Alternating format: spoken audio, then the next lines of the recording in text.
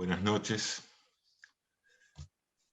En primer lugar, quiero agradecer la presencia de todos ustedes, aún en este formato, otra vez ineludible, pero cada vez más insoportable. Esta noche quizás sea la más importante del año desde la perspectiva del directorio de la EOL Sección La Plata, ya que los convocamos para transmitir el que será el tema con el que intentaremos causar el trabajo de nuestra comunidad analítica en este 2021. Como se ha dicho en noches similares a esta, es una renovada apuesta cuya efectividad será considerada al terminar el año. La elección del tema es un trabajo colectivo. Surgió tras varias conversaciones en el directorio y se fue ajustando en otras con la instancia diagonal, a quienes agradezco por la sensible escucha que tuvieron ante nuestras propuestas. Tal como anticipé en el discurso de Asunción, la guía para orientarnos iba a estar puesta en el título elegido para el próximo congreso de la AMP. La mujer no existe. También tuvimos en cuenta la breve pero rica historia epistémica de nuestra sección para encontrar algo que sea novedoso y tenga la inquietante carga de lo desconocido para llevarnos a trabajar en la frontera de lo que no sabemos. Creemos que esa debe ser la dirección de un trabajo como el que proponemos para la escuela en La Plata. Tal vez no sea necesario aclararlo, pero lo voy a hacer igual, que por el hecho de ser los promotores de esta tarea, no nos constituimos en sujeto supuesto saber en relación a la misma. Tan solo, por obvias razones, empezamos un poco antes que el resto, pero nos caben las generales de la ley en esto de ponernos a trabajar sobre el no todo en psicoanálisis, consecuencias clínicas y políticas. Esta lógica es una respuesta viable y original del psicoanálisis frente a las soluciones fallidas por el lado de la castración y la solución fálica que apelan al todo y la excepción. Si bien Lacan plantea esto claramente en el desarrollo de las fórmulas de la sexuación, pensamos que es pertinente ampliar su campo de aplicación, cosa que ha hecho el propio Lacan, como vamos a ver, con la idea de trabajar el no todo en intención y en extensión, y abrir así un camino de investigación que, con esta lógica, interrogue tanto nuestra práctica como la incidencia del psicoanálisis en el mundo actual. Adelanto que el tratamiento en particular del no todo en las fórmulas de la sexuación será objeto exclusivo de la segunda noche de directorio. Ahí trabajaremos la presentación formal, diría, de este tema. Y ya que estamos, les comento que la tercera noche en la que trataremos la cuestión será referida al no todo en la ultimísima enseñanza de Lacan. En intención, proponemos una primera lectura muy contundente que da Lacan en la nota italiana de 1973. Ahí afirma, es del no todo de donde surge el analista. Está en la página 328 de otros escritos. Vincula el deseo del analista con el no todo como una condición para su advenimiento. Ubica al analista como desecho de la humanidad, de un todo, pero no en el sentido de un resto mortificado, sino como el portador de un deseo de saber a inventar. Dice Lacan, él sabrá ser un desecho. Es lo que el analista ha debido al menos hacerle sentir. Si él no lo ha llevado al entusiasmo, bien puede haber habido análisis, pero analista, ninguna posibilidad. Es interesante, dejar planteado este entusiasmo psicoanalítico, algo que se siente en el cuerpo, y con esto adquirir un empuje para obtener un saber hacer con eso. Siempre, no todo. Millet retoma esto en piezas sueltas, en el capítulo El no todo de Lacan. Dice, sucede que el no todo concierne también a los psicoanalistas. No hay el analista. No hay una ley de formación universal de los analistas. Los analistas son desechos. Lacan continúa hasta el final de su enseñanza, profundizando las soluciones no todo en la clínica como modo de considerar los síntomas que ya no respondían a la lógica de la ley del nombre del Padre. Como dije, del todo y la excepción. Tenemos el no todo en la interpretación, en el amor, en la transferencia. Sería interesante, desde esta perspectiva, releer los 2 números de nuestra revista El Escabel de la Plata, sobre todo el número 1, Felicidad y Satisfacción. No me voy a extender mucho más, tenemos un año por delante para ahondar en estos temas, pero lo que quiero dejar resaltado es que nuestra práctica ofrece una máxima operatividad en una época donde se empuja más para el lado de la satisfacción sin barreras. Las exigencias de libertad, de gozar, de morir como cada uno quiera sin reparar en el otro, sin un atisbo de amor, pueden ser mitigadas con este cambio de lógica que propone el psicoanálisis e invitamos a estudiar este año. Las consecuencias clínicas serán muy interesantes de extraer. En extensión, nos planteamos cómo intervenir de un modo que disipe las lógicas de todo y exclusión que conducen a peleas, a segregación. La idea de Lacan es salir del impasse que deja Freud, porque con solo pulsión y ley no se sale del malestar en la cultura. Se va a repetir, sin salida. Y más en la época de todo para la pulsión y nada para la ley. La muerte se viene por todos lados. Ya en los últimos párrafos del seminario 11, Lacan advierte que no habrá salida si no es con la ética del psicoanálisis, cuestionando las de Spinoza y Kant.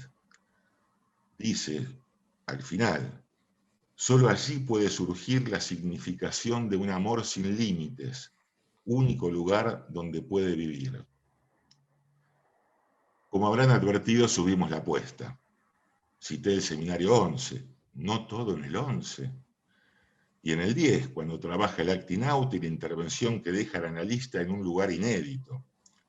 Y en el escrito Ideas directivas para un congreso sobre la sexualidad femenina de alrededor del año 60, donde ya esboza la salida fallida para una mujer por la vía del falo, y en tantos otros que podamos ir encontrando en esta búsqueda que espero nos encuentre imbuidos de un auténtico entusiasmo analítico.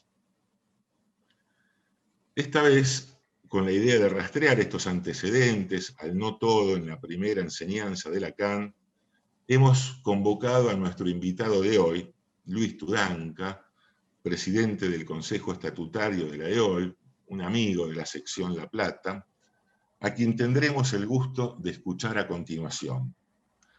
Desde ya le agradezco su gentil aceptación a participar de esta noche, tan importante para nosotros, y sobre todo por prestarse a articular algo novedoso, sobre lo que no se ha escrito nada hasta el momento. Un verdadero acto de invención. Bien, Luis, tenés la palabra. Bueno, muchas gracias. Si hubiera releído el último párrafo, yo ya había leído, porque vos me mandaste lo que habías armado para la presentación de hoy, hubiera salido corriendo. No creo que esté a la altura de un acto de invención, ni que se pueda decir, articular algo novedoso y todas esas cosas maravillosas que se te ocurren, José. Es una Pero apuesta. bueno, qué sé yo, alguna vez vamos a tener que discutir lo de Spinoza y Kant. Yo no estoy tan seguro ni que Kant haya sido, para el seminario 11 sí, pero después Lacan la siguió. Y la ética de Spinoza, por algo de tan jovencito Lacan le interesó tan profundamente la ética de Spinoza. Pero es un tema que nada que ver. Bueno, voy a contarles un poco cómo recibí la invitación, las inhibiciones, los síntomas y la angustia que me produjeron y cómo pude salir de eso para preparar digamos, la charla de hoy, vamos a decirlo así. Primero era el no todo hasta el seminario de la angustia. Bueno, casi desmayo. Después era, no, que vos trabajaste lo impolítico, eso nos vendría muy bien porque queremos articular el no todo de la intención y la extensión, como dijo José, muy bien desarrollado. Y otro desmayo. Ese ya me había recuperado del primer desmayo y pasé al segundo desmayo. Porque les quiero contar, les digo sinceramente, no estoy en un momento de hablar de lo impolítico. No sé si alguna vez volveré a hacerlo, puede ser. Pero es una decisión personal, singular.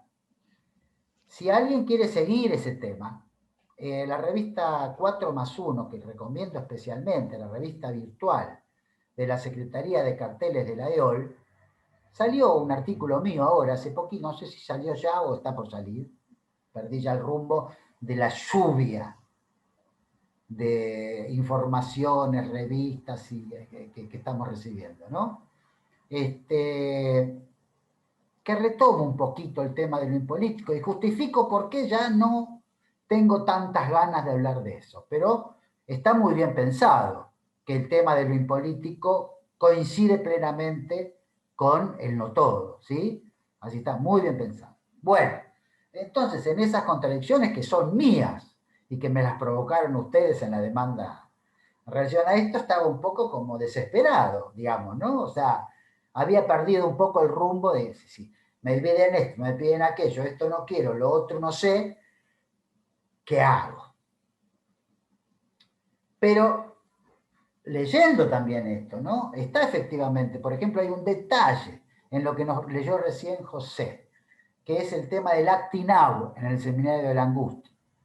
Más que por el acting now, por todo el desarrollo que hace Lacan, especialmente sobre el final del capítulo 2, entre dos fórmulas.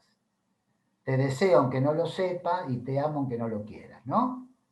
Aunque no lo sepa y aunque no lo quieras. Bueno, que realmente es fabuloso y ya tendríamos que pensar ahí una posición no todista del lado del analista, ¿sí? Que muy a grandes rasgos y sin entrar en grandes elucubraciones, aloja a ese sujeto sufriente y le permite un análisis. Si no está esa intervención de alojamiento, pero lo digo muy descriptivamente. Bueno, pero voy a tomar otra dirección y voy a tratar de justificarla a medida que vaya avanzando en lo que les quiero contar hoy. Agradezco muchísimo la invitación, me hizo pensar mucho, me encontré con cosas que no sabía que podía encontrar, como siempre, cuando uno empieza a abrir un poco un tema, empieza a encontrarse con cosas. Y voy a empezar de una manera completamente paradójica. El no todo en un hombre, para ya empezar, digamos, en un hombre supuesto. Vamos a ver qué divertido que es lo que dice Lacan. ¿En dónde? En el seminario sobre la carta robada. Es bien al inicio de su enseñanza, porque es a la altura del seminario 2. Es 1955. Les voy a leer 2 parrafitos y voy a tratar de comentar esos 2 parrafitos. Tomen este primer punto como una introducción al desarrollo que quiero hacer. Y le he puesto como subtítulo a este primer punto, la ira de la mujer. Lacan afirma allí, el hombre, bastante hombre. Tienen que tomar todo esto que les voy a leer con cierto humor y entusiasmo de que nos va a provocar algo. Porque si se lo toman muy en serio y con intención de entenderlo, no nos va a servir. Pero tratemos de ir siguiéndolo a Lacan en su lógica. El hombre bastante hombre para desafiar hasta el desprecio la temida ira de la mujer, sufre hasta la metamorfosis la maldición del signo del que la ha desposeído. Y agrega, pues ese signo es sin duda el de la mujer, por el hecho de que en él hace ella valer su ser, fundándolo fuera de la ley, que la contiene siempre debido al efecto de los orígenes en posición de significante e incluso de fetiche. Chan, chan. Bueno, para mí es una frase excepcional, nunca la entendí del todo, así que hoy voy a tratar de darles una versión de esto. Empecemos. Si queremos pensar algo del no todo, esa es la paradoja. Esta vez la encontraremos del lado en el ejemplo de un hombre. Si consigue entrar en una posición en la cual desafíe la ira de una mujer. Esa es lo que Lacan nos provoca. Ahora, ¿qué nos dice Lacan? El hombre bastante hombre. El hombre bastante... ¿Por qué tiene que decir el hombre bastante hombre? El hombre bastante hombre es una fórmula para morirse de risa.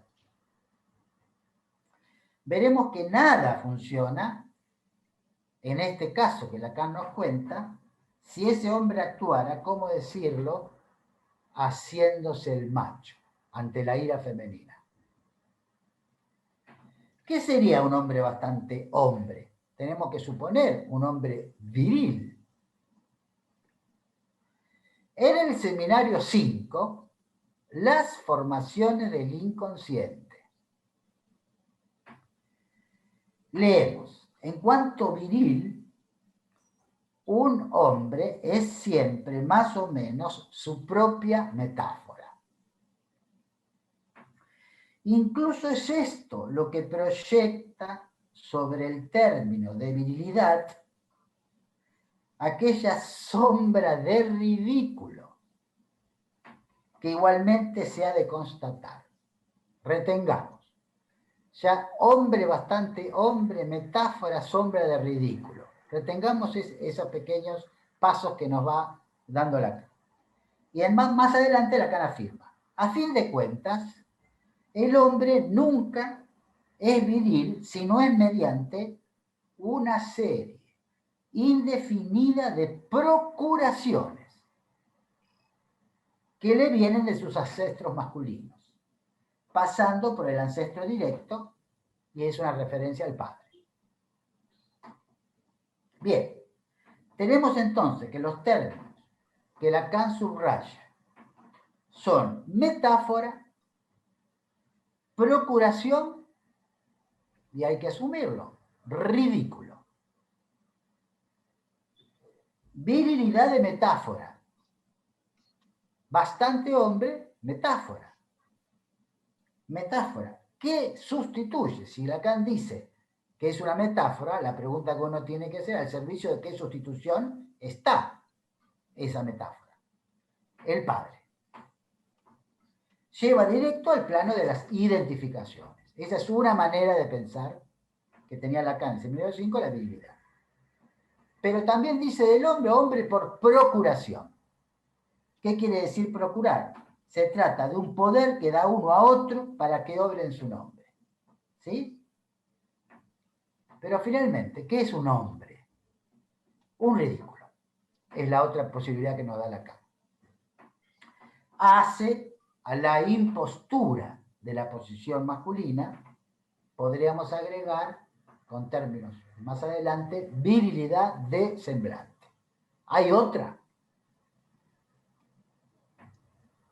O sea, es ridículo decirle a una mujer en el momento en el cual está plenamente situada del lado de la ira, calmate, baja la voz que nos escuchan los vecinos, ¿por qué mejor no charlamos? Y mucho menos, la peor de todas, la menos recomendable, callate. Entonces, Lacan, ¿qué nos propones? Porque Lacan nos propone, en ese punto, desafío y desprecio. No es mucho. Primera aclaración. Desafío y desprecio no es a la mujer, sino a la ira. Si no, estamos en la solución a lo macho. Pero si un hombre consigue eso, desafiar a la ira femenina, Lacan nos dice que debe consentir con una especie de metamorfosis, así lo llama. O sea, una transformación que le permita desafiar y despreciar esa ira. ¿Y de qué debería transformarse? De eso que nos viene a decir que no deja más que, nos lleva únicamente al campo de la metáfora, de la procuración y del ridículo. Es decir, que la metamorfosis tiene que ver con la virilidad, con la posición masculina propiamente dicha, con el ser hombre. Ahí tiene que haber una metamorfosis. Lacan a la vez nos habla de algo fuera de la ley. Lacan tuvo estas ideas desde el principio de su enseñanza. Que después las desplegó mejor es otra cosa.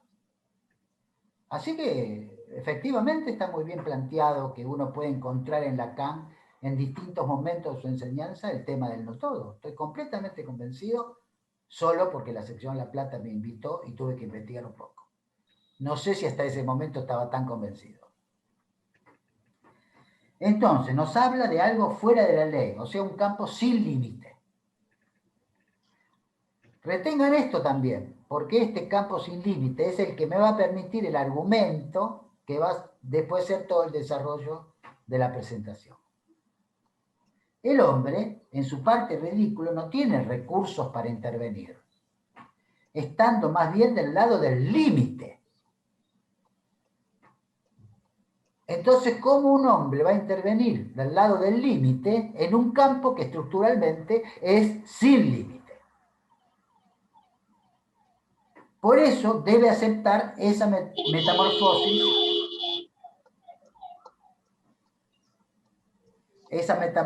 de la que habla Lacan. Lo debe así. Debe feminizarse. Y hay muchos temas en Lacan que siguen esta dirección. La carta robada sigue esta dirección. Para otro tema que él quiere desplegar, pero sigue esta dirección, la misma. Debe feminizarse para entrar en ese campo, para entrar en la escena de la furia femenina. O sea, no van respuestas todistas. Solo funciona una presencia no todista. Lamentablemente Lacan no nos dio la receta. Y hay que inventarla cada vez. Pero sí la orientación. Esa presencia no todista no incluye el significante. Si quieren, no incluye lo simbólico, porque lo simbólico mismo es ridículo. 1955. ¿Sí? Después decimos que lo simbólico es elucubración, que lo simbólico miente, etcétera, etcétera, etcétera. No es instauración o el cumplimiento de una ley, ya que, como dice Lacan, estamos en un campo fuera de la ley. Y Lacan, valdría la pena desarrollarlo más, va en su definición del signo, ¿se acuerdan la segunda parte? Vale la pena releerlo porque así, la segunda parte dice, sufre hasta la metamorfosis la maldición del signo del que la ha desposeído. pues ese signo es sin duda el de la mujer por el hecho de que en él hace ella valer su ser. En él, ella hace valer su ser. Bueno, cuando vengan a hablar a la sección de las fórmulas de la sexuación, se puede trabajar esta frase desde la fórmula de la sexuación. ¿Cómo una mujer pasa del lado derecho al lado izquierdo? Por ejemplo, está diciendo eso. Nada más que lo dice en el 55. Todavía estamos muy lejos de la fórmula de la sexuación. Fundándolo fuera de la ley, que la contiene siempre. O sea, ¿cómo de un campo fuera de la ley una mujer va hacia la ley? ¿Qué quiere decir? Que si se queda del lado derecho, es fuera de la ley. Y tenemos la loca. ¿Se acuerdan? Todo de la... No, perdonen, pero fue un desvío innecesario. No se va a volver a repetir. Entonces, ¿qué implica su ser? En los términos de esa época, una indicación a lo femenino. En ella.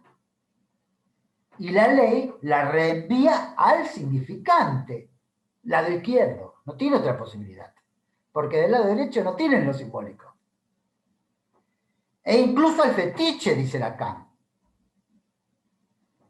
¿Por qué no pensar que esa ira está al servicio, alocadamente, de recuperar el perdido signo de amor aplastado por la degradación de la vida amorosa? Todo eso nos dice Lacan. Bueno. De allí que Lacan hable de una ira de la mujer femenina, podría agregar, ¿no?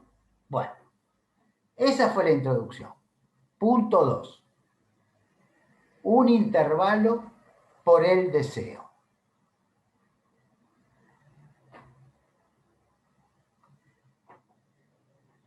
De las muchas definiciones que damos sobre el deseo, subrayamos muchas veces su infinitud.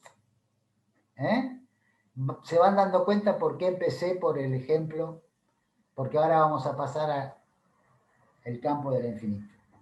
Pero Lacan, ya en su seminario 10, La angustia, afirma que esta frase es enorme y realmente es una frase para poner a trabajar, y es lo que intenté un poquito, pero es para seguirla.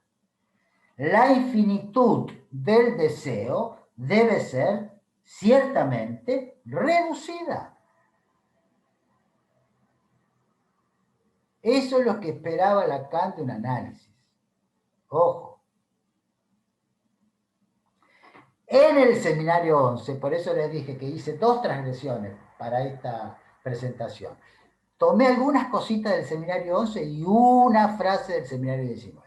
Y después todo lo demás es hasta el seminario 10. En el seminario 11 agrega algo más, pero sobre esta frase, ¿sí? La experiencia del análisis, dice Lacan, nos obliga a buscar una formalización que define como una mediación entre ese infinito del sujeto y la finitud del deseo. Fíjense en que hay una leve diferencia entre lo que les leí del seminario de la angustia y lo que les estoy leyendo ahora del seminario 11. ¿Cuál es? Hay un desplazamiento. El infinito queda del lado del sujeto en el seminario 11. En el 10 nos lo presentó del lado del deseo. ¿Sí? No está mal pensarlo de los dos lados, pero dejarlo del lado del sujeto es dejarlo del lado de que en un análisis, ese es el peligro, la infinitud es el peligro del desciframiento eterno. ¿Cómo se corta con eso? Porque el sujeto es el que se descifra. Y en cambio insiste con la finitud del lado del deseo. Mientras que en el 10 dice que habría que ir hacia la finitud del deseo, acá dice, acá ya lo da por sentado, finitud del deseo contrario a la infinitización del sujeto.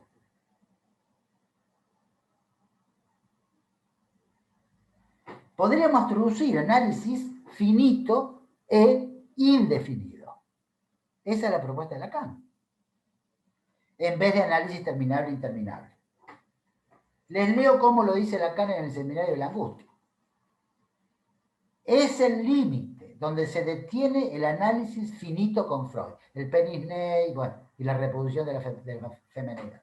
En cuanto este sigue todavía el paralelismo indefinidamente aproximado que caracteriza la síntoma. He aquí el principio del análisis que Freud llama indefinido, ilimitado y no infinito.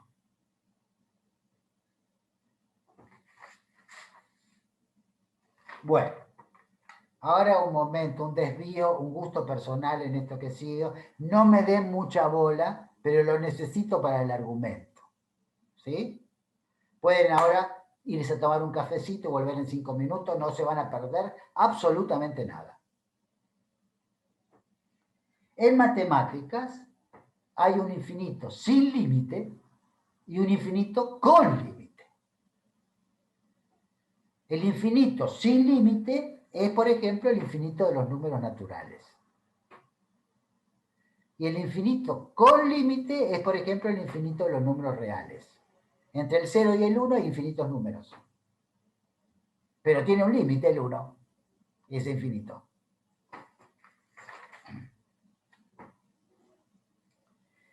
¿Dónde ubicarían ustedes el no todo? No se los voy a responder, pero es para empezar a pensar. ¿Del lado del infinito de los números naturales o del lado del infinito de los números reales?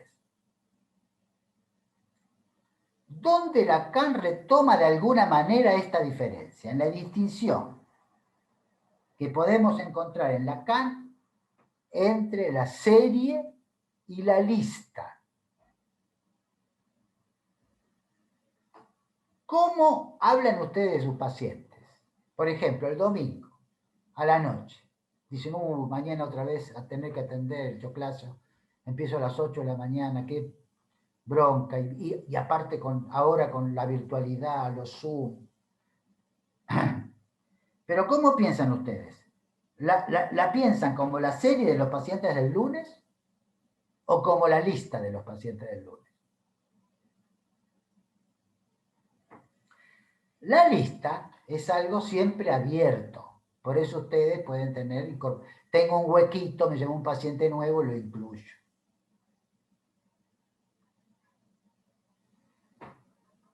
Contiene elementos uno por uno. Es 1 y 1 y 1 y 1. No es 1, 2, 3, 4, 17, 20 pacientes. ¿Sí? Lacan dice, la secuencia de los elementos constituye una secuencia finita. Entonces les tengo que decir ya, me arriesgo y voy a ver si lo puedo demostrar mínimamente. La finitud del deseo es no todista. Es una de las definiciones de Lacan, del no todo.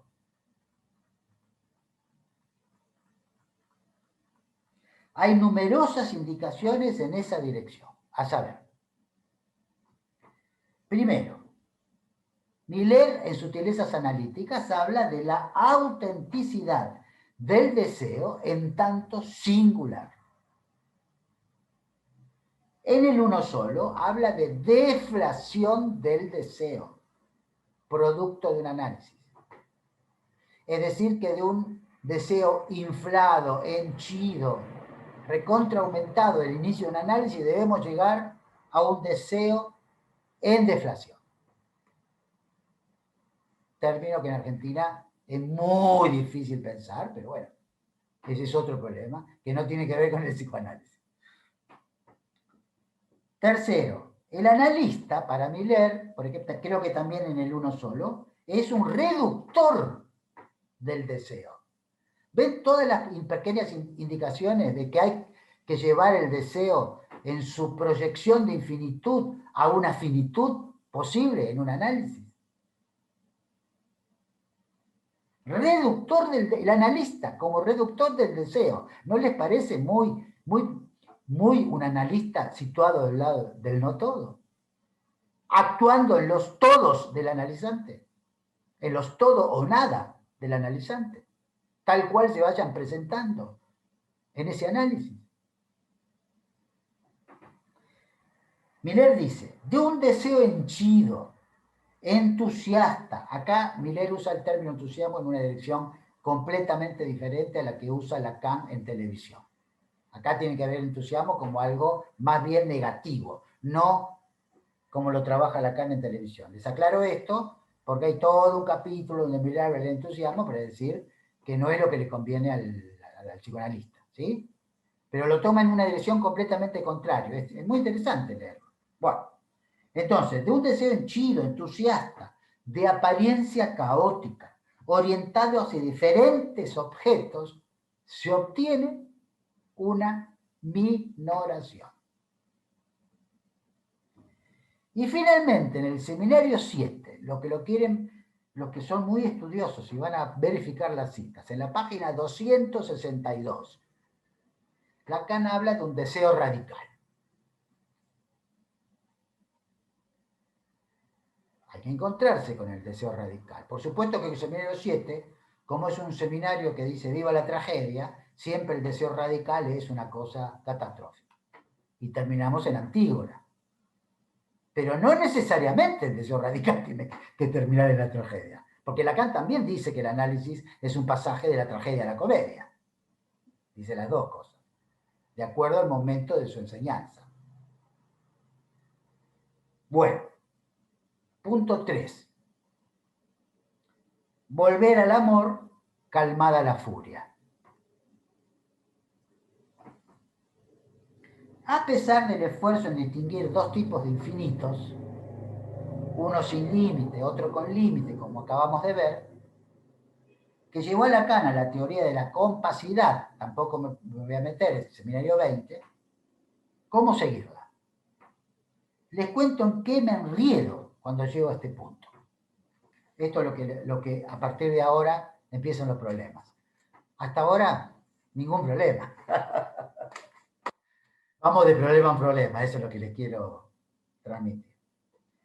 No he seguido puntualmente la cuestión. O sea que no les puedo brindar información de exactamente dónde podemos empezar a encontrar este problema en Lacan.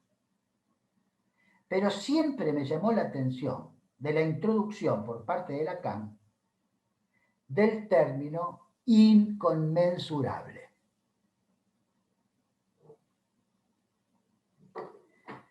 Lo quieren hacer pasar por infinito. Si uno investiga el término inconmensurable, enseguida te dicen que es un infinito. Pero, como ya sabemos que hay distintos tipos de infinito, nos podemos preguntar un poco más. ¿Qué infinito es, por ejemplo? ¿O es ilimitado? Cuando, por ejemplo, se habla de un amor inconmensurable, la gente habla de eso, los pacientes hablan en sesión de eso. Después, si dura poco, mucho, poquito, nada, es otro problema. Pero la gente habla de eso. Se afirma de él que es ilimitado. Pero se agrega, porque son las definiciones, es muy interesante seguir la etimología y cómo va variando eso.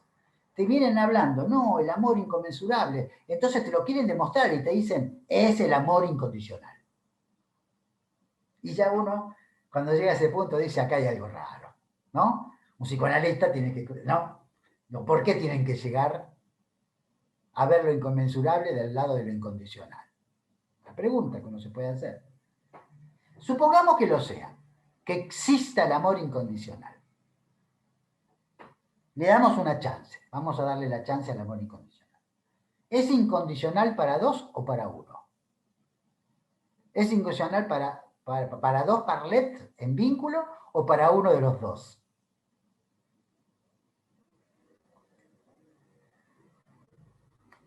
Entonces, ¿es simétrico o es asimétrico? Kuhn, si vamos al campo de la filosofía, ¿se acuerdan de Kuhn, el de los paradigmas en la ciencia?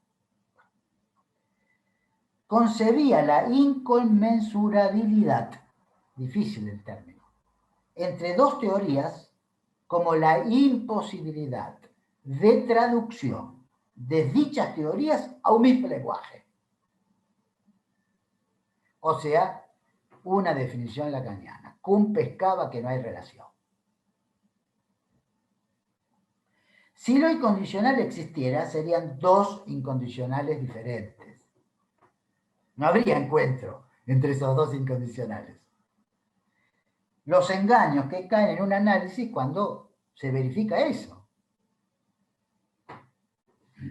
Entonces nos queda inconmensurable vecino a ilimitado. No a infinito, a ilimitado. Cuando Lacan afirma, vamos ahora de nuevo, psicoanálisis, ¿no? El amor es dar lo que no se tiene. Si yo hiciera una encuesta ahora, ¿cuántos somos? 158 colegas. Encontraríamos 158 definiciones diferentes de esa forma. Nunca terminé de captar del todo qué quiere decir Lacan con el amor como dar lo que no se tiene. Por eso me detengo ahora, porque engarza con cómo quiero continuar. Es seguro que queda vedada la posibilidad de dar algo, o sea, tenemos que suponer que lo que se da es una imposibilidad. Cosa difícil de pensar.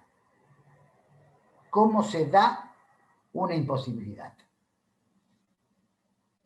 Tampoco se trata de no dar nada, ¿sí? Otra versión posible. Tengo algo para darte, pero no te lo doy, jodete, podríamos decir. Dar una imposibilidad hace también vecindad con la frase, segunda transgresión, Seminario 19, te demando que rechaces lo que te ofrezco, porque no es eso.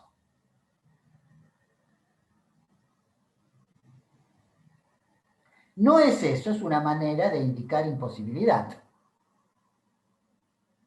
Por ahí no. ¿No hacemos eso en el análisis todo el tiempo? Los analistas.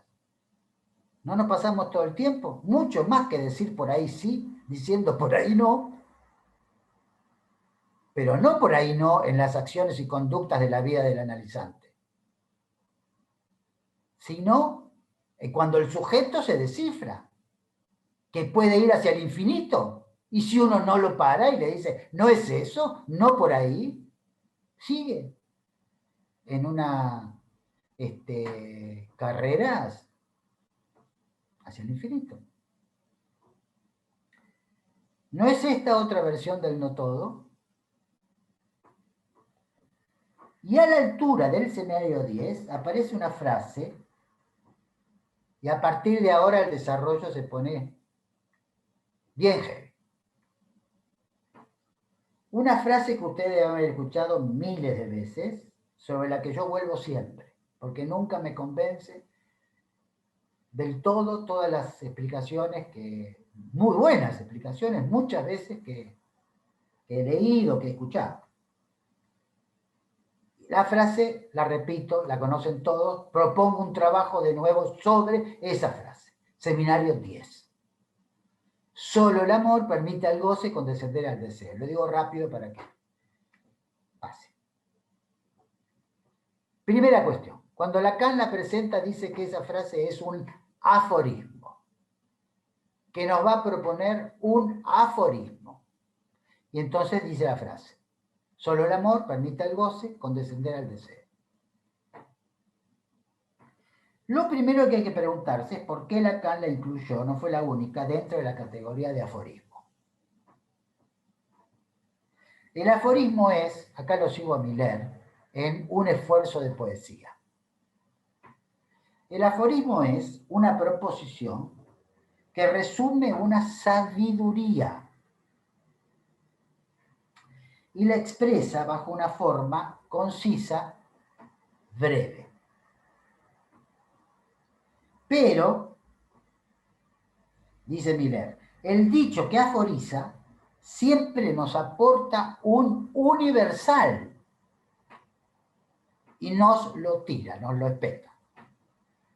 Ven que hay ahí una contradicción, porque una frase tan enigmática y que a uno le suena no todista desde el vamos, si al definirla como aforismo, de repente queda muy del lado del universal. ¿Cómo sería eso?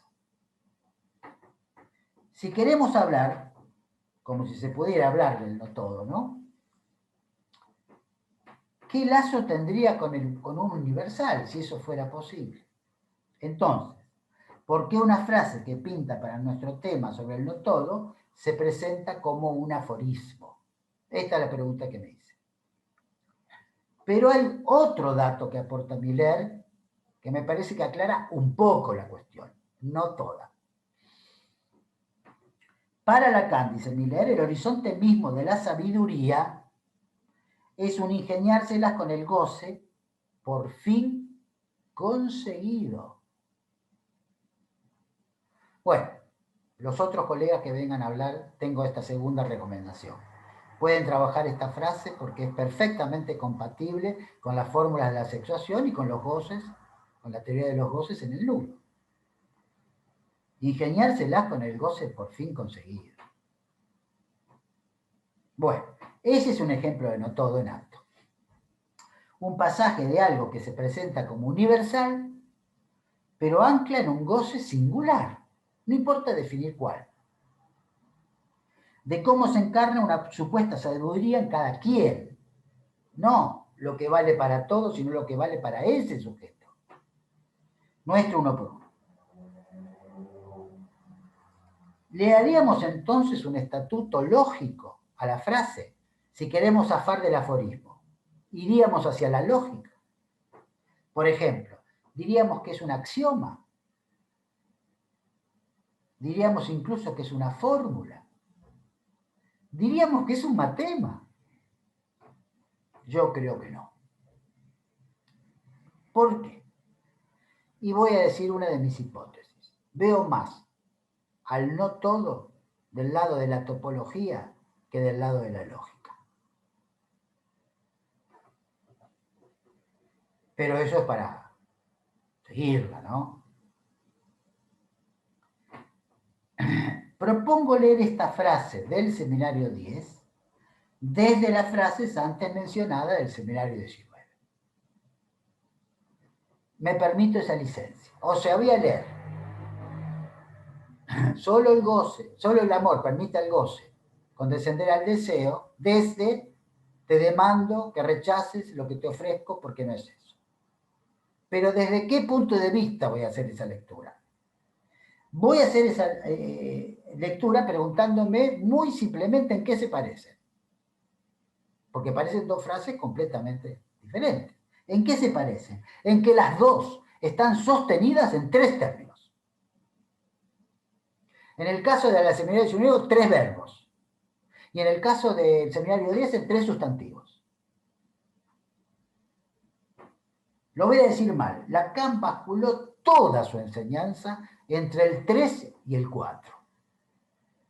Eso se puede seguir en toda su enseñanza. Y el cuarto, pero el cuarto, transformación del cuarto, es algo que interviene sobre un 3. No se puede contar 1, 2, 3, 4 en el nudo. ¿Sí? O sea que seguimos conservando el 3 más un cuarto. A los fines de la presentación de hoy, la frase que estamos tratando de dilucidar no puede ser pensada sin los tres términos, goce, amor, deseo, de alguna manera articulados. Después podríamos decir anudados. Y es en ese punto donde empiezan los problemas. La frase se independizó por completo, y no está mal que haya sido así, no es una crítica, del contexto en que fue proferida en el seminario 10, seminario de la angustia. Y quedó como una frase a la cual se le podían hacer decir muchas cosas. Insisto, eso no está mal. Pero veamos primero en qué contexto surgió, para ver después qué le podemos hacer decir. ¿Sí? Entonces, primero, Lacan afirma que no podría haber amor en absoluto si no hubiera cultura. Seminario de la angustia. Entonces dice, no podemos servirnos del amor como primero ni como último término. Por eso lo pone en el medio. Y aclara que es en el medio. No mediación. Recuerden que en el Seminario de la Angustia también habla de un lugar medio de la angustia, también entre el goce y el deseo. Eso habría que es otro tema para desarrollar. Porque tenemos goce y deseo, y el intermediario es la angustia, pero también es el amor. ¿Cuánta gente, dice Lacan, cita a La Rochefoucauld, no sé si está bien pronunciado. ¿Cuánta gente no hubiera amado jamás si no hubiera oído hablar de amor? Amor, en esta fórmula aforismo que estamos trabajando, es lo que Lacan llama allí el amor sublimación. Y lo quiere diferenciar de la degradación de la vida amorosa. De la mujer como objeto, etcétera, etcétera. Siguiente clase a la que trabaja la fórmula. Debemos concebir el goce como profundamente independiente de la articulación al deseo. Pero el amor produce una articulación entre goce y deseo. En el hombre, la limitación que le impone su relación con el deseo, Seminario 10, para el hombre es menos fin esa limitación. En ese contexto hay que ubicar que Lacan empieza a decir que el goce de las mujeres es mayor que el del hombre. Esto es toda la temática que rodea la frase. Ahora, él mismo, Lacan, dice, ¿lo es un cuarto o un décimo? Como ya nos viene a decir que la cantidad no es lo que tenemos que pensar.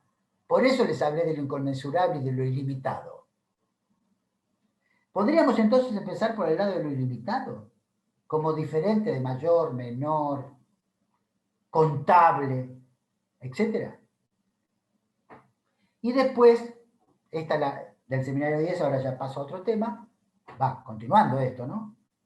El menos fi es el vacío de la vasija, la misma que define al Homo faber.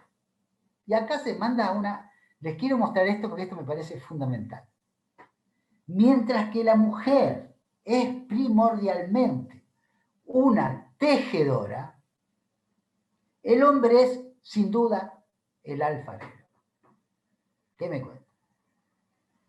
Entonces, no vamos a ir muy lejos con el alfarero, pero sí vamos a poder pensar en lo todo del lado de un tejido posible.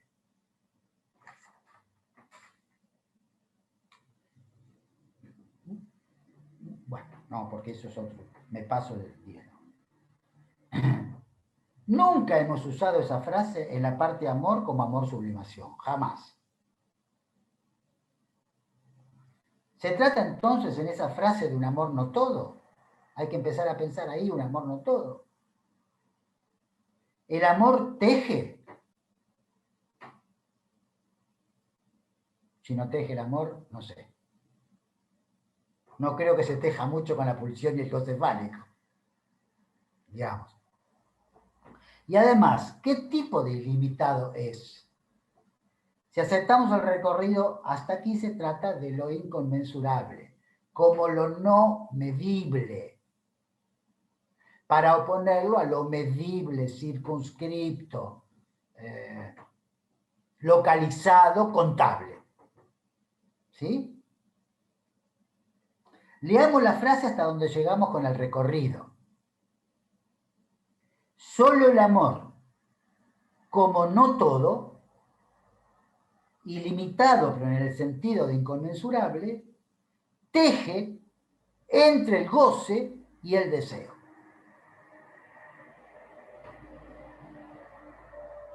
no sé, ya creo que es el cuarto punto, volver al deseo calmado el amor. Recordemos, solo el amor permite al goce condescender al deseo. ¿Por qué Lacan utiliza el término condescender? ¿Pensaron alguna vez eso? Yo creo que algunos de ustedes lo deben haber trabajado. Pero a mí siempre me llamó, ¿por qué Lacan usa el término condescender? La verdad, así que lo investigué un poco. Y les traigo mis reflexiones sobre el término condescender. A ver si nos ayuda a dar una vuelta más sobre este tema. Agregarle una perspectiva. Condescender es acomodarse o adaptarse una persona al gusto y la voluntad de otra. No empiecen con los derechos humanos, piensen con la posición analista analizante.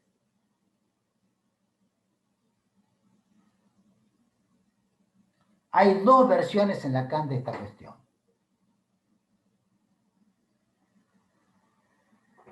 La que acabo de leerles, y la segunda, que es cuando afirma que las mujeres se acomodan incomodándose al deseo masculino. Es fabulosa. Seminario 20, pido disculpas, tercera transgresión. Se acomodan incomodándose. En el seminario 10, ven que se me va un poquito la lengua, pero enseguida vuelvo para atrás. No soy un transgresor pleno. Tengo pequeñas transgresiones. Bueno, en el seminario 10, la versión condescender parece ser más general. Implica acomodarse aunque no sea lo que uno siente o quiere en realidad. El analista condesciende a su analizante. Esta es la perspectiva que hay que tener. Observen la proximidad de las dos versiones. El acomodarse parece estar suspendido a cierta incomodidad. Pero por eso se habla de cierta amabilidad forzada en el condescender. La cuestión es que condescender proviene del latín, condescender, que significa rebajarse para ponerse al nivel de alguien. Pero escuchen esta, no por necesidad u obligación.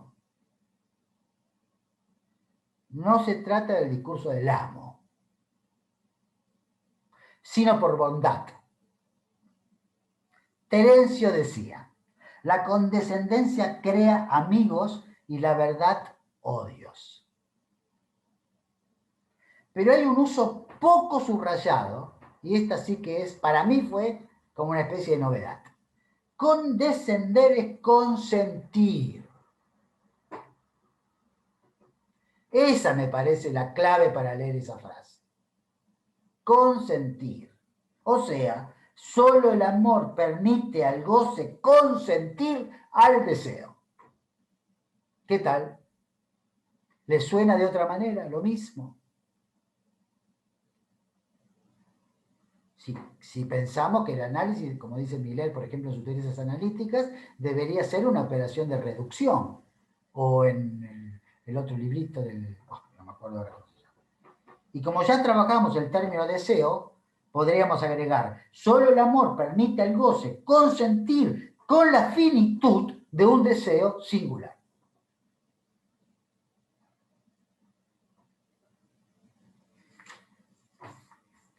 Tengo un tiempito más, ¿no? Bueno, nos queda el goce. Vamos de problema en problema, digamos. Hasta el seminario 10, el goce se soporta en una definición que aparece por primera vez en el seminario 7, la ética del psicoanálisis. Ahora me voy a detener en el seminario 7. Ven que hice un gran esfuerzo. Consentí. Condescendí al deseo de la sección La Plata de León. Eso es lo que más me interesaba. Después lo demás es más discutible. No importa. El goce es un mal, nos dice Lacan en el seminario 7. Un mal.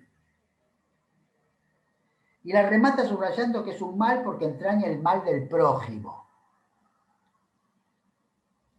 A mí siempre me perturbó esa definición, siempre me perturbó. Aún leyéndola desde la última enseñanza, ¿por qué Lacan se largó? Es la primera, y a la vez dice el goce de la satisfacción de una pulsión. Esas son las dos definiciones de goce de Lacan, Seminario 7, que creo que es la primera vez que define el goce. No es que no haya hablado del goce, pero una definición, es decir, le voy a definir el goce, Seminario 7.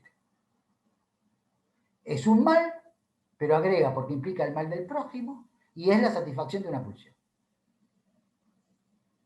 Así lee Lacan a esa altura de su enseñanza el malestar en la cultura y más allá del principio del placer. Dice, textual, cito, quienes prefieren los cuentos de hadas hacen oídos sordos cuando se les habla de la tendencia nativa del hombre a la maldad. Era un Lacan, después no va a decir esto, pero era un Lacan que afirmaba que el hombre naturalmente tenía una tendencia a la maldad. O sea, entraba dentro de un campo de la filosofía que piensa eso. Después, por ejemplo, si vamos a cuando Lacan empieza a investigar los chinos, piensan otra cosa, no piensan eso. Spinoza no piensa eso.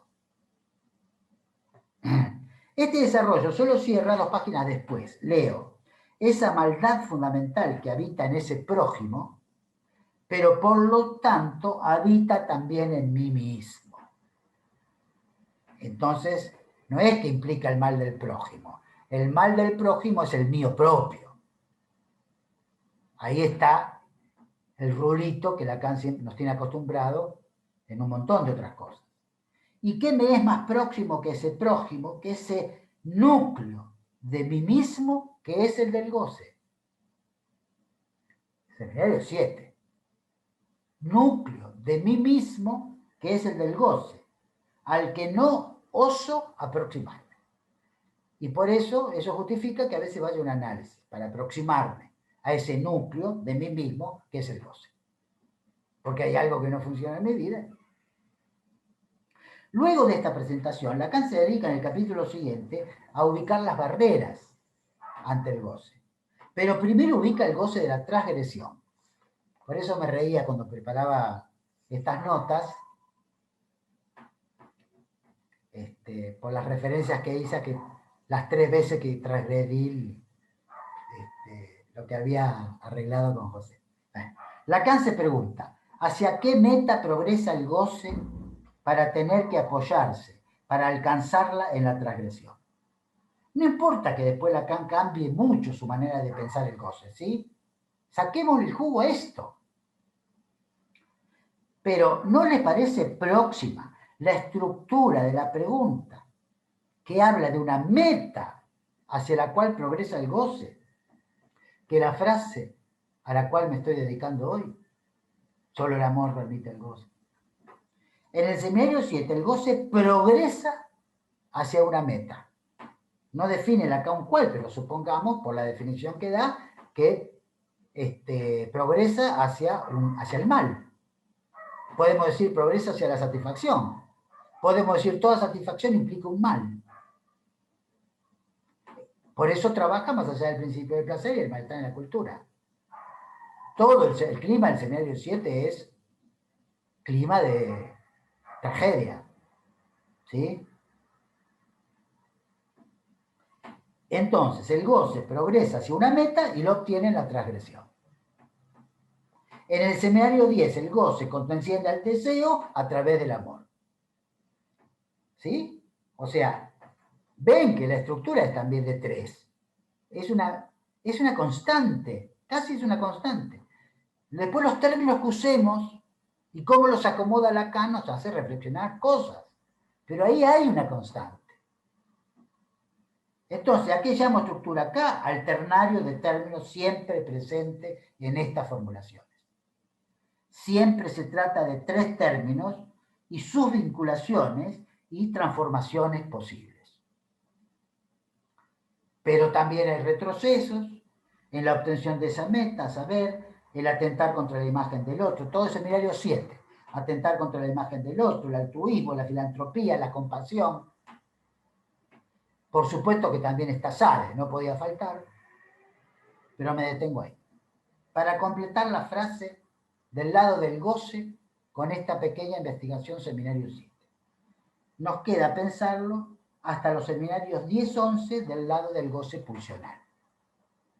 Porque hemos visto que el goce es la satisfacción de una pulsión. Pero, y ahora viene la última articulación que les quiero hacer. Lacan lo van a encontrar en el seminario 11, en la respuesta a una pregunta, ni siquiera en la orientación que dio a esa clase. Lacan se pregunta por la articulación entre el deseo y el goce, por la articulación entre el deseo y la pulsión, en términos del seminario 11. ¿Y qué nos dice? Nos dice una cosa que es sorprendente cuando uno la lee. Dice que hay deseo articulado a la pulsión y que eso lo llama deseo pesado, pero que hay deseo no articulado a la pulsión y eso lo llama deseo vacío, deseo loco.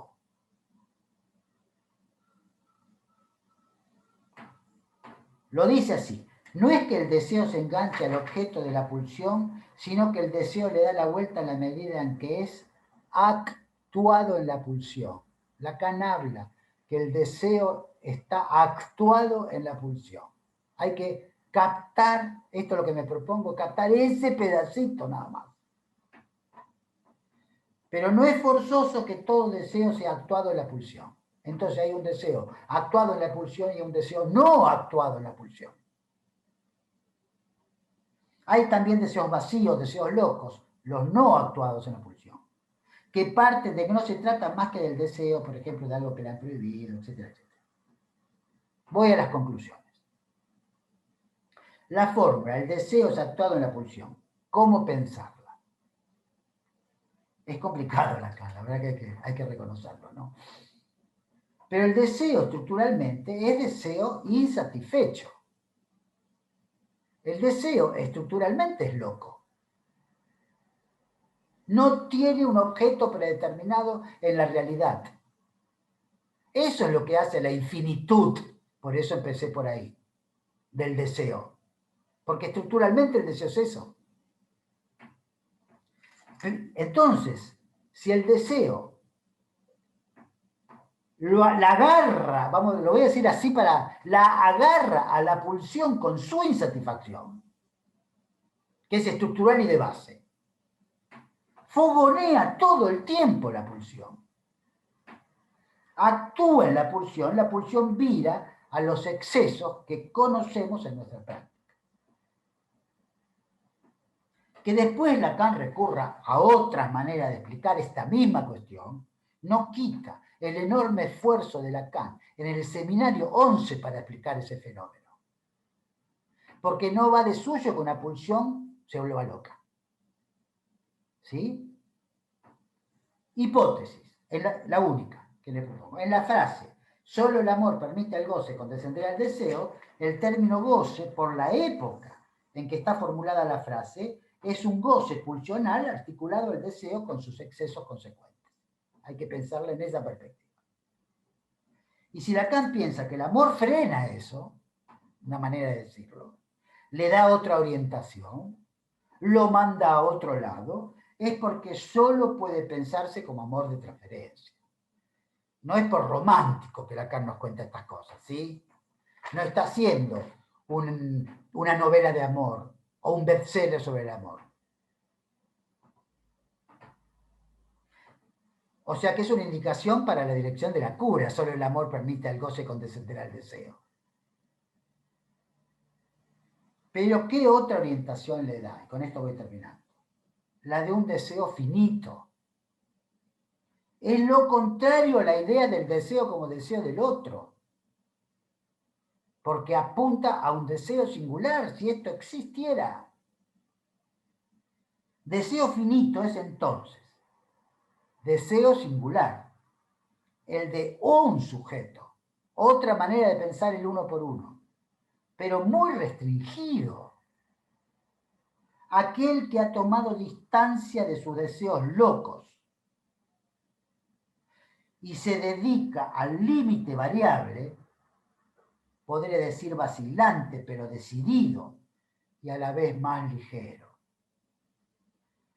que un análisis le ofreció con su inconmensurable.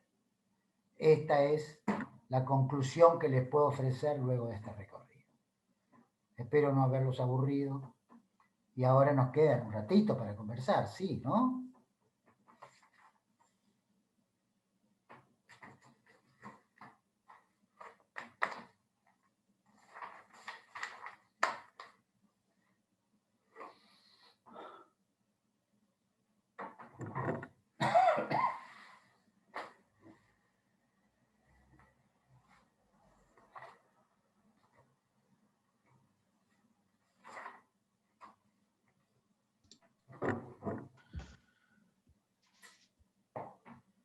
Bueno, Luis, cuando te presenté y dije que ibas a hacer un verdadero acto de invención, me quedé corto, me parece, ¿eh? No, no exagero. La verdad que estuvo fantástico. Nos diste más de lo que te pedimos. Bueno, qué sé yo, no sé. Me gustó mucho preparar. Bueno, Me piden bueno, que repita la hipótesis final. Mónica Boada. La puedo leer porque la tengo escrita. Imposible repetirla de memoria. Imposible. No sé cómo se me ocurrió, salió así. Y si me pidieras que te la explique, tampoco lo podría hacer. Pero la leo de nuevo, no tengo problema. No, lo tengo acá, mirá. Entonces, la de un deseo finito, que es lo contrario al deseo como deseo del otro. Digo, deseo finito es entonces deseo singular. ¿Sí? El de un sujeto, pero muy restringido. Aquel que ha tomado distancia de sus deseos locos. Porque sigo la diferencia entre deseo pesado y deseo vacío o deseo loco. ¿Sí? Entre el deseo actuado y el deseo no actuado. Entonces, supuestamente en un análisis tenés que pasar del deseo actuado al deseo, perdón, del deseo, sí, a un deseo finito. De la infinitización posible del sujeto a un deseo finito. Bien. Aquel que ha tomado distancia de sus deseos locos y se dedica al límite, variable, podría decir vacilante, pero decidido, y a la vez más ligero. ¿Qué quiero decir con ligero? Que si el deseo se hace finito, uno se siente más ligero. Denle en el sentido que quieren al término ligero. Pero, a ver, el deseo infinito provoca un peso de todo lo que se les ocurre en la existencia corporal, moral, etcétera, etcétera. ¿Sí? Cuando uno empieza a decir, estoy pesado, ¿verdad? Y bueno, hay que ver cómo andás con el deseo. No todo es goce. Hay que ver las articulaciones posibles en un análisis. Que en un análisis lo ofreció con su inconmensurable. No importa que después no puedas medir las consecuencias de ese deseo finito. El tema es que llegues ahí. Y deberás renovarlo, porque no lo tenés garantizado, tampoco. Bueno, a ver, eso es obvio que todo esto está pensado de la noción de síntoma como anudante, si no, no se puede terminar. ¿Qué anuda? Goce, deseo y amor. El síntoma. No hay otra manera de pensar. El cuarto. Pero eso no quita el esfuerzo enorme de Lacan, sin tener esa concepción, que la tiene recién al final de su obra, de dar vueltas con la articulación de tres términos. Si necesita articular términos tan diferentes, es porque está pensando que hay algo que en un análisis tiene que pasar por ahí, por esa articulación. por eso, Luis, me parece, disculpame, muy interesante esto que dijiste, que para pensar el no todo, pasar de una lógica a una topología. Sí, claro. Creo que Lacan necesitó eso también. Por ahí lo presentó como una lógica, pero poco después ya pasó a la topología, pasó al nudo. para ver qué era lo anudante. Y sí, la lógica, eso se puede discutir un poco más, ¿no?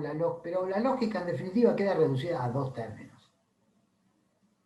No llega a completar los tres. Por más que me diga, pero mirá, están, ¿cómo se llama? Los silogismos.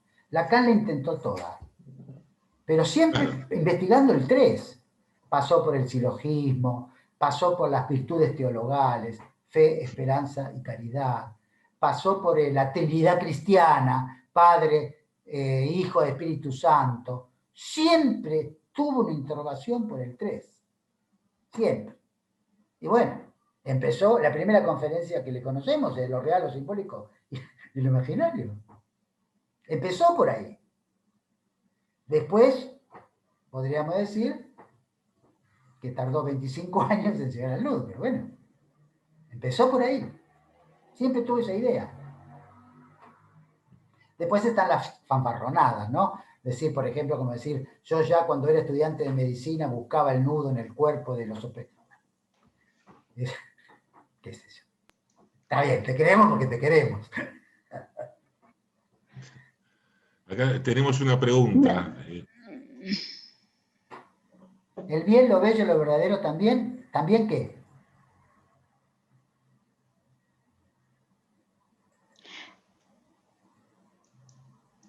A ver. Un 3 que Lo trabajó. bello es es un 3 que trabajó Lacan. Sí, bueno, pero me parece que en el seminario 7, que es el que yo tomé, está bien lo que decís, ¿eh? Acuerdo, otro 3. Pero lo toma más como defensa, como barrera ante el goce, vamos a decirlo así. Después se puede decirlo, después Lacan dice lo contrario de lo bello, no del bien y de lo verdadero. Porque el bello también puede mostrar el horror, lo real, etcétera, etcétera. Es otra. Pero después ya no rompe ese 3 Lacan en la continuación de su obra. Es esto lo que te quiero transmitir. Si bien en un principio podríamos pensarlo de ese lado, todos los otros 3 que mencioné también son intentos de Lacan de pensar ese ternario, pero después los hace caer a todos. El único que le queda es RSI. Y todos los demás quedan cuestionados. Bien. Paula Vallejo tiene levantada la mano. En realidad yo quiero que te di para hablar porque te quiero agradecer la exposición. Realmente a mí me hiciste pensar y me encantó la forma de llevar adelante la propuesta con esas puntuaciones que la verdad atraviesan un montón de seminarios y que no sé si yo podría formular una pregunta bien hecha con lo que vos has dicho, pero sí te quería retomar acá como para ver si podemos conversar un poquito más, esta hipótesis de la finitud del deseo, que es no todista, dijiste vos, que me parece que explica muy bien, o por lo menos nos permite clínicamente, como vos lo hiciste, nos diste los ejemplos, poder hacer algo de esto en los primeros momentos de la enseñanza, que al decir esta cuestión de que el psicoanálisis orienta hacia reducir esa infinitud del deseo. Me pareció una perla, para mí esto me orienta clínicamente. Y al final, cuando decís que un deseo fogonea la pulsión, es decir, que no cualquier pulsión, la pulsión no se vuelve loca, sino que no hay un deseo infinito que la fogonea, yo pensaba si la conclusión que vos extraes es que es al revés un deseo que ancla en la pulsión, o sea, que ancla la pulsión, no sé cómo pensarlo, si el deseo ancla la pulsión ancla el deseo más bien, cuando vos planteás esta cuestión de poder dedicarse al límite variable, decidido pero más ligero. Y a mí me hizo pensar en la cuestión de la manía, como ejemplo clínico que hace a la dificultad de esa localización, ¿no? Como contraejemplo, ¿no? Para poder hacer esto sí. que decís al final. Como contraejemplo. Ahí no, sí, como claro. contraejemplo, claro. Claro. Pero bueno, sobre todo esta cuestión de si cómo podríamos pensar la relación entre deseo y pulsión, porque para que un deseo sea finito, tiene que estar anclado en el objeto, podríamos decir. cuando vos hablas de los deseos locos, son deseos sueltos, ¿cómo sería? Claro, pero a ver, lo que pasa es que bueno, ahí tendríamos que hablar de la teoría del objeto, que es otra, digamos, yo sigo pensando, y si me mantengo en la primera enseñanza, que el objeto obtenido en el fin de análisis está más del lado de lo que Lacan llama objeto causa del deseo. Claro, claro, de acuerdo. Entonces, de ese punto de vista, pero es un deseo trabajado en el análisis, no es el deseo, ¿no? Y que a Lacan le entusiasmó para pensarlo como la posición del analista, el objeto causa del deseo, no el objeto A como plus de gozar. Claro. En todo caso, en Seminario 17, lo que dice Lacan, que del lado del analista se va acumulando el plus de gozar del analizante. O sea, el proceso de reducción también. Todo, en cada uno de los lugares donde uno busca este tema, siempre van a ese punto. Y en el nudo, el objeto A termina siendo causa del deseo.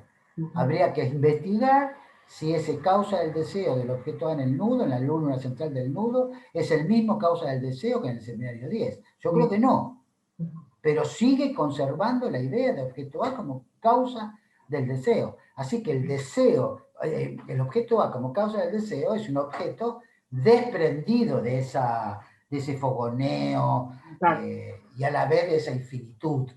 O sea, como que se despeja en el análisis eso, Sí. digamos, ¿no? Y entonces te encontrás con un deseo que sí está sostenido en un objeto, en el objeto causa. ¿Pero qué te causa? Muy poquitas cosas. ¿Sí? No hay shopping para ese deseo. Ese es el punto. Muy bueno, Luis, muchas gracias. Bien, seguimos. Belén Zubiliaga. Les voy a pedir, por favor, que bajen la mano cuando terminan, así nos podemos recorrer las pantallas. Ahí está. Belén. Bueno, no, yo en realidad me quedé con algo que no sé si fue mi interpretación, pero algo que me pareció precioso, poético. A ver si estás de acuerdo, Luis. Vos planteas de entrada que solo el análisis es finito si lo pensamos desde la perspectiva del no todo, y después hablas del tejido, lo ligás a lo femenino y al amor, y terminas casi planteando el análisis como un tejido finito que se accedería vía el amor de transferencia. Un tejido que sabemos no es sin agujeros. Me pareció, sería como la síntesis dentro de la complejidad de este tema que a veces nos hace tartamudear. Si estás de acuerdo Sí, con plenamente. Esto. Podría aclarar un poquito el término tejido. Sí, ¿Sí? Porque Lacan usa dos términos para referirse al término tejido. Yo lo he trabajado en otra oportunidad. Lo repito acá, algunos me deben haber escuchado, otros no. Lacan usa el término tissu y el término tissage. Los que saben un poquito más de francés pueden distinguir entre un tejido que se está haciendo a un tejido terminado. ¿Sí? Entonces, tejido, cuando digo tejido, el análisis es el acto de tejer, no el tejido terminado. Y eso es el no todo. ¿Qué te hace el análisis? No te hace un alfarero, te hace un tejedor. Ese es el punto. Y, bueno, de vez en cuando te vas al shopping a comprarte un pullover. Tenés que hacer ese sacrificio. Porque no, ese no te va a servir, porque vas a seguir tejiendo. Perdonen los ejemplos del shopping, pero... porque como está todo tan concentrado, digamos, ahí tiene la infinitud del deseo, del goce pulsional, de todo lo que quieran.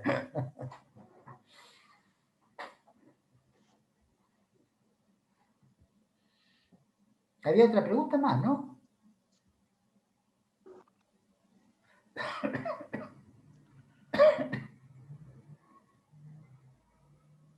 Abraham Zulaki. Abraham Zulaki. Sí. A ver, ahí está, muy bien. Ahora sí. ¿Qué tal, Luis? Primero, buenas noches, muchísimas gracias a ustedes y obviamente a la sección por todas las cosas.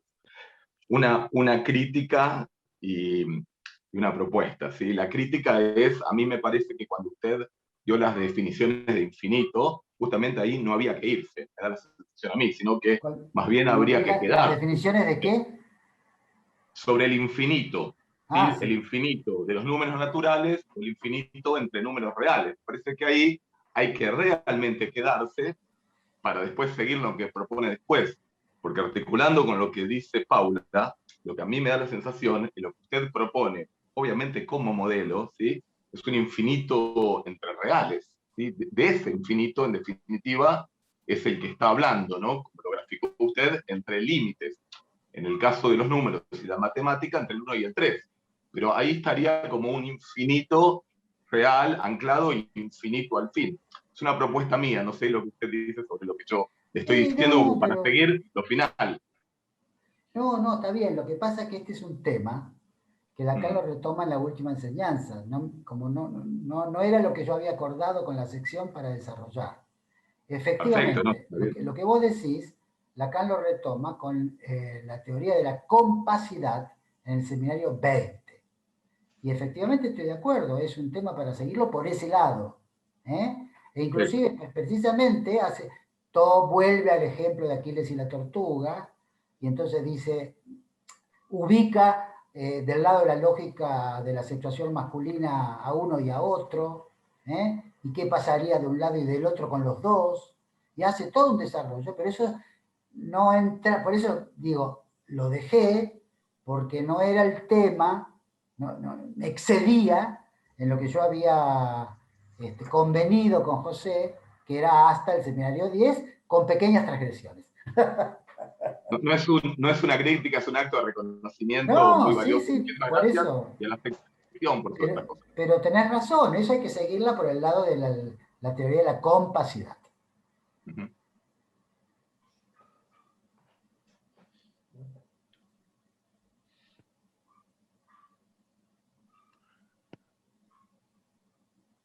¿Tenemos otra intervención, Ana? Alma Pérez Abella. Alma Pérez Abela. Abela. A ver, Alma, si podés. Hola, Alma. Ahí está. Ahí se escucha. Ahora sí. Bien, buenas noches a todos. Bueno, Luis, precioso trabajo, pero como siempre agradezco el estilo que anima. Así que te iba a pedir que me quedé pensando bastante en algo que plantea Lacha al inicio de esta conversación con respecto al entusiasmo y cómo pensar entonces ese deseo más ligado a lo topológico, según lo que vos traes, un deseo finito, y ese entusiasmo que recordaba Lacha, que Lacan destacaba. Pero a ver, no es el deseo el topológico, es lo que yo planteé como topológico, es el no todo mismo. Uh-huh. ¿Cuál es la idea? Pero no es tan difícil de pensarlo, digamos. No todo es simbólico, no todo es imaginario, no todo es real. Y con eso nos la vemos todos los días. Es eso nada más. ¿Sí? Y el síntoma mismo incluye ese quilombo. Digamos, ¿cómo hago? Me tira un día un poquito más lo imaginario, otro día me tira un poco más lo simbólico, otro día lo real. ¿Cómo hago para todo el tiempo tratar de anudarlos? Porque no es que tenemos el síntoma, gracias a Dios tuvimos el síntoma, todo. No, porque todo el tiempo se están desarticulando, desanudando y otra vez hay que volverlos. Eso es savoir y faire avec le symptôme. Savoir y faire avec le symptôme no es de cuando uno lo consigue de un día para todo y ya nos olvidamos, es todos los días. Es un ejercicio para todos los días. Como uno se las arregla con el síntoma. ¿Sí? Ese es el punto. Así que es lo topológico, lo yo planteaba como topológico. Uh-huh. Me gusta más hablar de la topología del no todo que de la lógica del no todo. Es esto. No es tampoco una cosa, una alta precisión, ni que vamos a cambiar nada digamos, de la teoría psicoanalítica por esto, pero por eso daba el ejemplo, recién daba el ejemplo del nudo, ¿sí? Es eso. El deseo como finito me parece como uno de los integrantes del ternario y cómo se resuelve en un análisis. Uh-huh. Entonces son dos cosas un poquito diferentes, digamos, ¿no? Un análisis, yo propongo, debería llevar de un deseo henchido, infinito, inflado, a una especie de como un globo, que lo pinchás y se va a desinflar. Es eso. Y eso es lo que obtenés en un fin de análisis. Por eso, el término finitud, aparte, es un término muy interesante. Porque la neurosis siempre tiene ideas de infinito. Idea de infinito relacionada al goce, al deseo, al amor. ¿Qué es el amor cuando uno dice para toda la vida y más allá de la eternidad? ¿No? Son siempre ideas de infinito. Bien, cuando eso se aplaca, hay un relajamiento muy grande en la existencia de alguien. ¿Había más preguntas? Sí, Creo que más o Jorge, menos te contesté, ¿no? Sí, Jorge. Jorge Santopolo y después Cristian Martín. Perfecto. Hola Luis, buenas noches. Recién puse lo de lo bello, lo verdadero. Pero, ¿cómo te va, Jorge? ¿Cómo estás? Bueno, agradezco muchísimo el recorrido. Me sorprendió encontrar, digamos, todas las puntuaciones respecto del amor. Sabés que estamos trabajando en el seminario del campo freudiano el tema del amor. Y me quedé pensando sobre el final, digamos, vos decís que si el amor es lo que frena eso del deseo que conduce a, cuando agarra la pulsión, lo conduce al exceso, dijiste que de lo que se trataba o de lo que había que pensar era el amor de transferencia, ¿no? Entonces, te iba a pedir si podés comentar un poco más cómo entender el amor de transferencia del final del 11, ¿sí? Porque, bueno, ahí hay, o del 11 en general, porque tenemos la cara sujeto supuesto saber, la cara cierre del inconsciente de la transferencia, y el amor sin límites ese... Ese es el único que nos permitiría, el último. Porque después del otro, el seminario 11, la construcción del sujeto supuesto saber y el cierre del inconsciente. La transferencia es exactamente como vos lo describiste. Solo ese amor sin límite, fuera de la ley al final. Y ahí tienen una pero es un punto de llegada ese.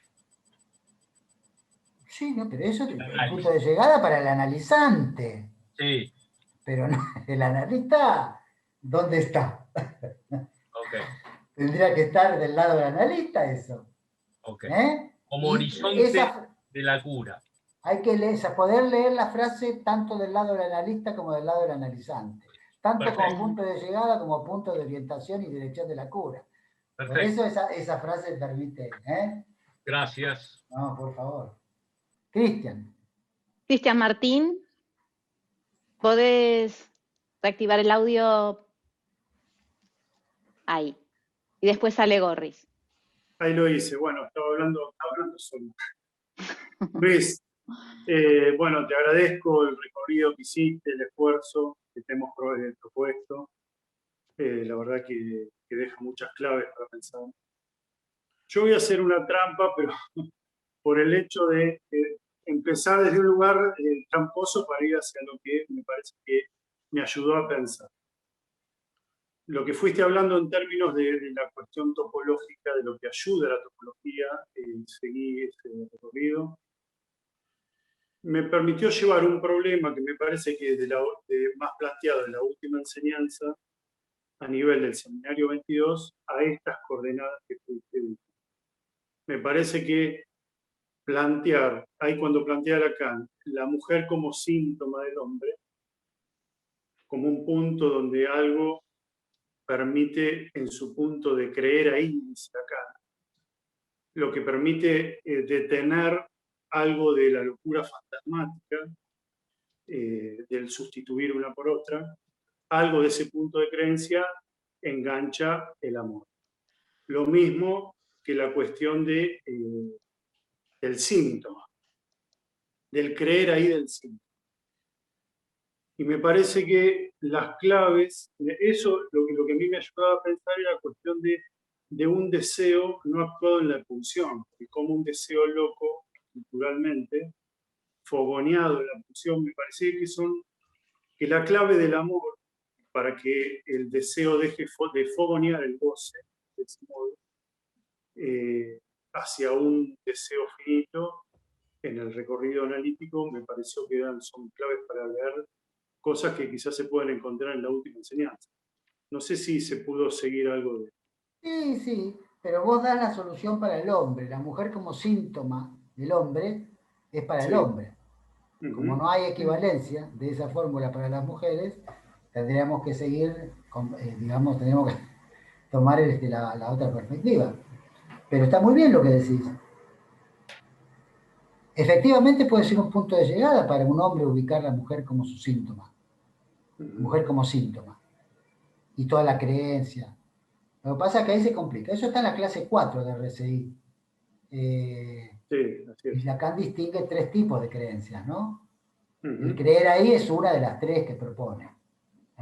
Exacto. Y cree que la creencia en la mujer como síntoma tiene mucho que ver con... Una vez Lorán, en una jornada de la escuela, trabajó eso, pero más que nada por el lado de que para analizarse uno tiene que tener una creencia en el síntoma. Lo hizo más general, digamos, ¿no? Creo que se llamaba el delirio del discurso sin inconsciente y el delirio... del inconsciente sin síntoma y el delirio del síntoma sin inconsciente. Son 2 conferencias que dio en jornadas, una jornada de la Bel Vieja, que trabajó todo eso.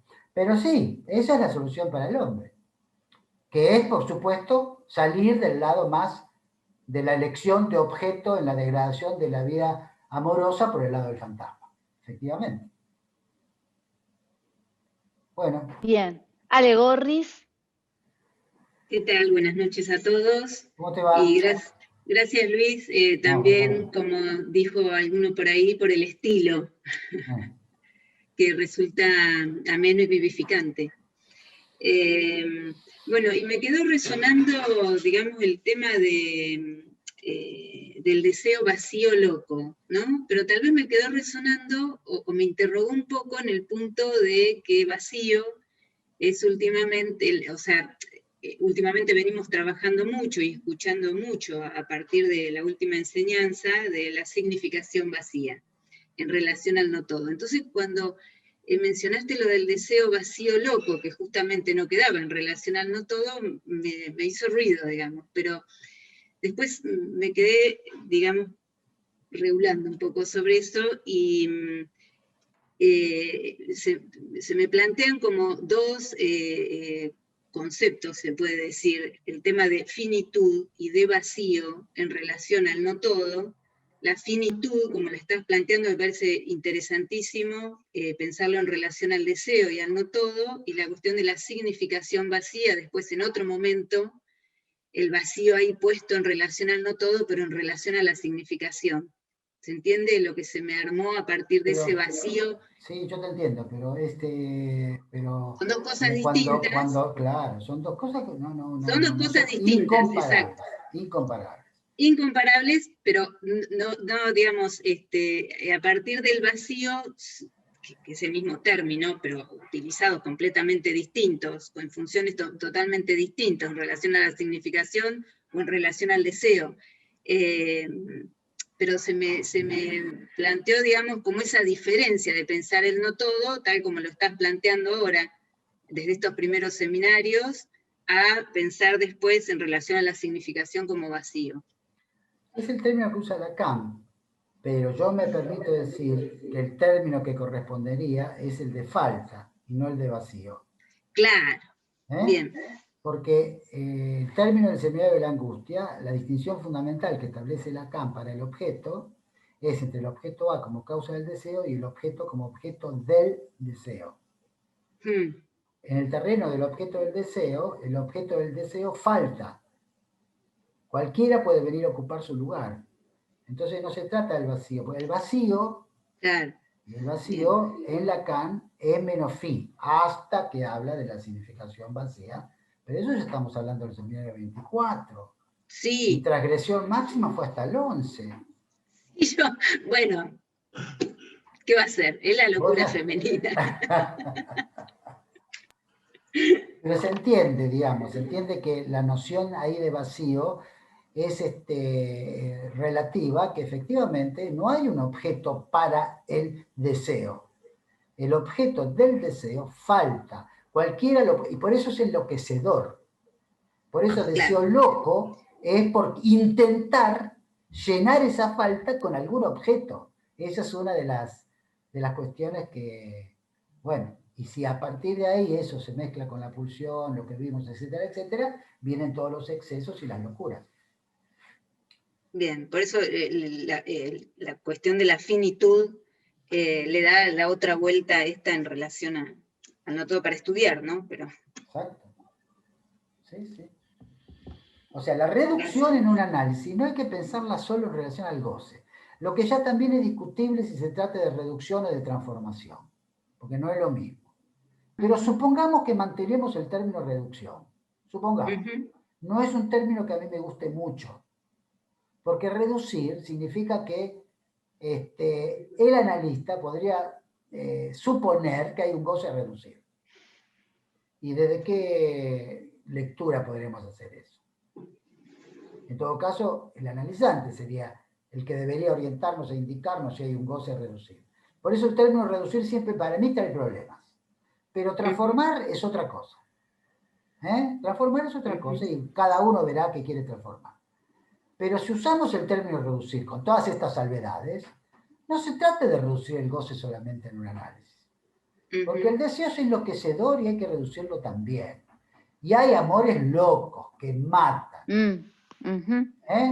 Entonces, ese término hay que pensarlo en el ternario, no hay que reducirlo. Por supuesto que hay toda una especie de fanatismo en la comunidad por leer todo en términos de goce, pero no estoy tan de acuerdo con esa lectura, ¿se entiende? Gracias. Bien. No la encuentro por aquí, pero en el chat, Florencia Fernández Coria Shanahan dice, después de la ubicación del sujeto respecto de A, la experiencia del fantasma fundamental deviene la pulsión, de Seminario 11. Sí, pero ¿qué pulsión es esa? Pues no es la pulsión del inicio, ese es el punto. Lo que hay que discutir, estoy completamente de acuerdo, lo que nos recuerda Florencia es, ¿no? Sí, Florencia del Seminario 11. Sí. Pero es una cuestión de ver esa pulsión. Y si seguimos hablando de reducción, ¿qué sería reducir la pulsión? Una vez atravesada, ¿no? Porque es la pulsión del Seminario 11. ¿Qué es? ¿Dónde? En el recorrido ese pirulo que dibuja Lacan de la pulsión en el Seminario 11. Díganme ustedes dónde ven el exceso pulsional. Que es lo que nosotros tratamos en un análisis, ¿no? Entonces, atravesado el fantasma fundamental, ¿deviene la pulsión? Deviene ese rulo. Pero ese rulo está todo el tiempo, bueno, por eso busqué las palabras que usa Lacan en ese seminario, fogoneado. ¿Por qué? Entre otras cosas por el deseo. No solo por el deseo, Bien. A ver.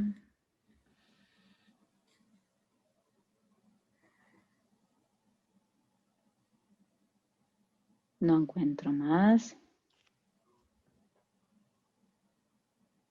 Bueno, Luis, ya estamos casi en la hora, no hay más intervenciones. No me queda más que agradecerte notodamente. Te iba a decir infinitamente, pero esta noche era más, sí, o inconmensurablemente. Bueno, no sabés, bueno, sí sabrás lo que nos dejaste como enseñanza para arrancar este año epistémico en la sección ha sido invalorable. Así que muchísimas gracias. Y bueno, a los miembros, compañeros, a los colegas de la sección, ya saben de qué se trata, por donde queremos andar este año. Esperemos, bueno, sostener este nivel de entusiasmo y bueno, y de compromiso también, ¿no? Porque lo que Luis transmitió es justamente eso, un compromiso con una invitación y con un tema que le cayó de arriba y transgrediendo una y otra vez creo que ha logrado dejarnos cosas muy interesantes. Bueno, Así yo que, también quiero agradecer la invitación, porque la verdad que me gustó mucho el trabajo en el cual me metí. Eso es una demostración de que uno hace esas cosas por deseo, no hay otra. Tal cual. Y el psicoanálisis permite tener a uno el deseo bastante restringido. Bueno, esperemos que no tanto. Así que, no, bueno, pero digo en el buen desmuteamos y le sentido. damos un aplauso y a trabajar, compañeros.